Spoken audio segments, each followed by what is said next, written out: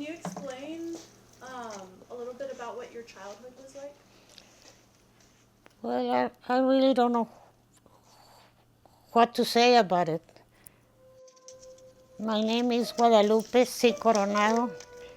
I was born in May 26, 1938. I am 86 years old. There's a word in Spanish that people have used to describe my mother. It's called servicial. It's like when she comes into your home, it's not like sit down and let me take care of you. It's like, can I help you with something? I see dirty dishes. Let me wash them. Oh, is there anything that you'd like for me to do? Do you want me to make salsa? Do you want me to do right? And she does that with everyone. She's very much like, if someone is in need, how do we help them?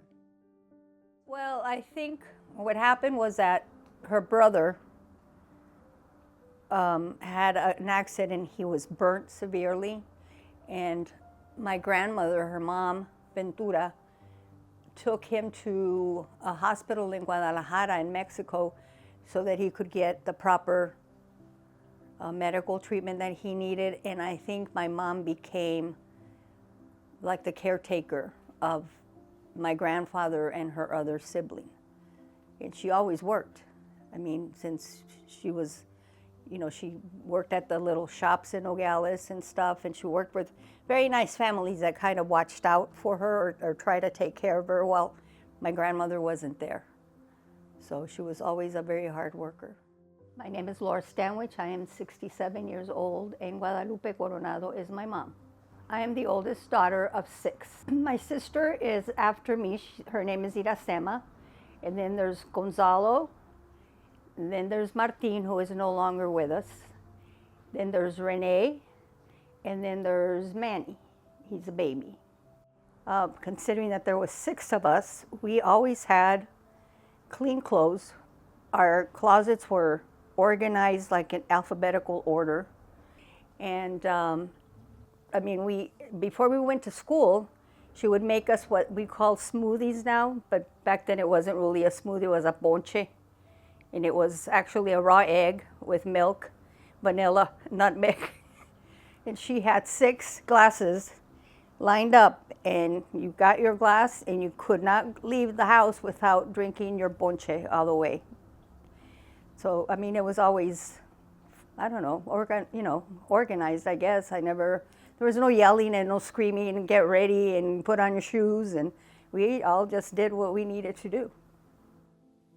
So I think the memory of my mother was always one of her being very busy, very occupied, always in the car, always dropping off, picking up, running errands.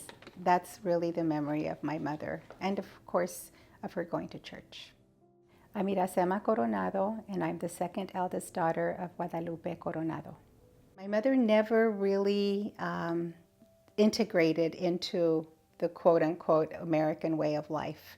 And she would say, for example, I remember one of my brothers one time saying, "Can we have peanut butter and jelly sandwiches for lunch?" And she's like, "No, that's gringo food. We don't eat that. We make soup. We make it from scratch. That's lazy. Lazy moms make peanut butter and jelly sandwiches," right? So there were a lot of things that she was very proud of and very traditional in many ways. And that clashed as we were getting older because we were more integrated, we were more assimilated, and she had a really hard time sometimes accepting that we were living a different lifestyle, and that was hard for her because she felt like you're repudiating me, my values, my way of life, and that was a source of tension at times.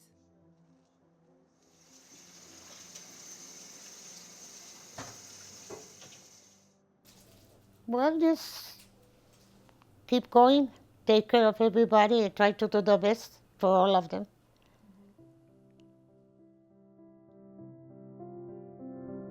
But I always say, I pray for my kids, for my grandkids, for my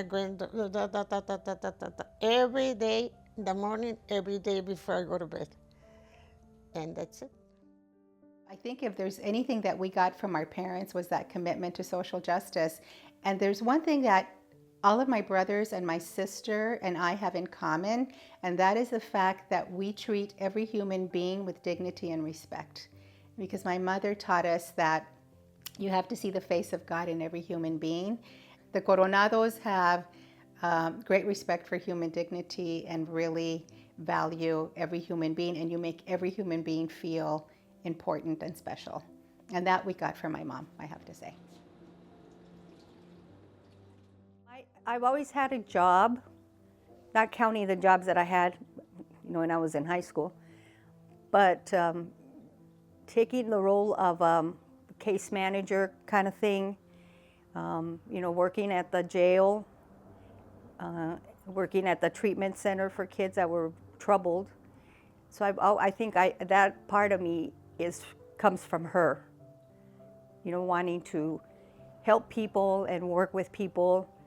And that's what I did for 40 some years, is pretty much work with people and take care of people.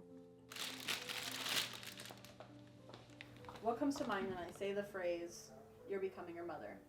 I hate it. But I do find myself, doing things that my mom does. Like, oh no, no. I wish I could become my mother in many ways, with her orderliness, with her attention to detail.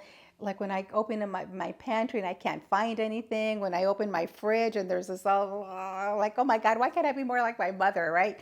But when I hear myself like telling people like, don't waste food, blah, blah, blah, like I catch myself, right? And it wouldn't be so bad to become my mother, of course, assuming the good qualities, right? But we all have them, Gabby. We're all imperfect human beings, Yeah.